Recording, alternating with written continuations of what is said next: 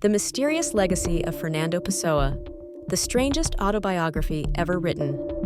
Sometimes, the story behind a work of art is just as fascinating as the work itself. At times, its origin becomes an integral part of its content.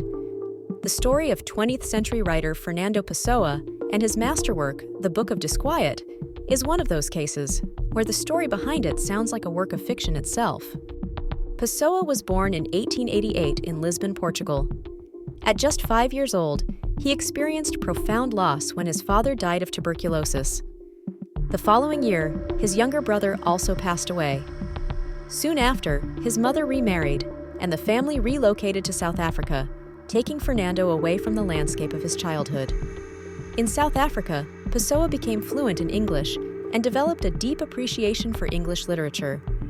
At 17, he returned to Lisbon alone, where he would remain for the rest of his life, dedicating himself to writing. However, by the time he died in 1935 at the age of 47, he had published only a few works, most of which went unnoticed. Despite his obscurity, Pessoa seemed to believe he was destined for greatness. Remarkably, this belief proved prophetic. After his death, his work, including the Book of Disquiet and tens of thousands of other manuscript pages, was discovered in a wooden trunk. This hidden treasure remained unknown until 1982, 47 years after his death.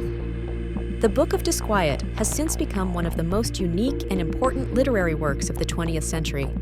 It contains a lifetime's worth of Pessoa's reflections on reality and dreaming, tedium and selfhood, the absurdity of existence, and the paradox of life.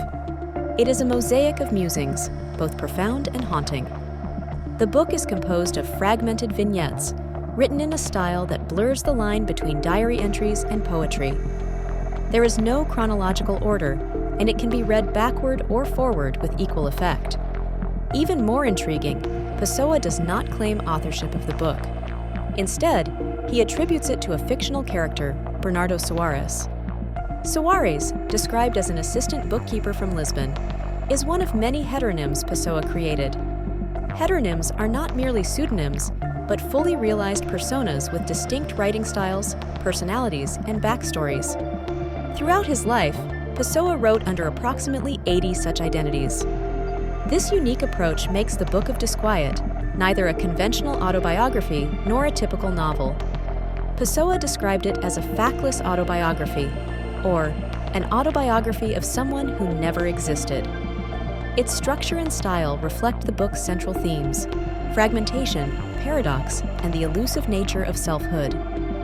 Through the heteronyms, Pessoa explored the fragmented and illusory nature of identity. With poignant accuracy, he described the alienation and loneliness of existence. One passage reads, "I don't know how to feel or think or love. I'm a character in a novel as yet unwritten, always thinking, always feeling, but my thoughts lack all reason, my emotions all feeling." Pessoa's words evoke a profound sense of disorientation. I'm falling through a trapdoor, through infinite space, in a directionless, empty fall. My soul is a black maelstrom, a great madness spinning about a vacuum. I exist so that it can spin. I am a center that exists only because every circle has one. For Pessoa, the quest for self-understanding is a futile freefall.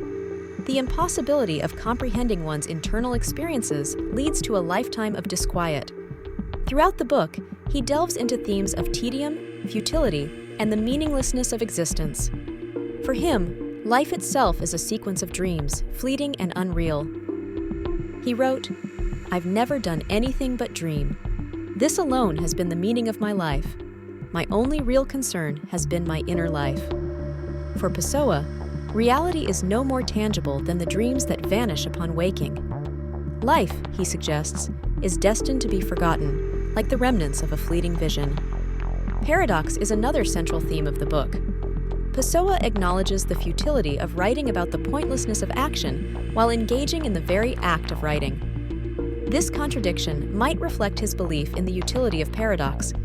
Perhaps by confronting the absurdity of existence through art, one develops resilience. Pessoa's work suggests that literature, like medicine, might expose one to the ailment to build immunity. The driving force behind his writing, ironically, may have been the awareness that creating art is inherently pointless. Yet, he created anyway, producing works that continue to resonate deeply. Notably, the Book of Disquiet was left unfinished. In this way, the book mirrors Pessoa's philosophical conception of existence, fragmented, incomplete, and open to interpretation. Its discovery after Pessoa's death adds another layer of poignancy and mystery to its legacy. Trapped in a trunk, unknown for decades, the book became a metaphor for Pessoa himself. His very name, Pessoa, translates to person in English, a fitting coincidence that deepens the book's existential themes. The story of its creation feels almost mystical. Even more astonishing, the Book of Disquiet contains passages that prophesize its fate.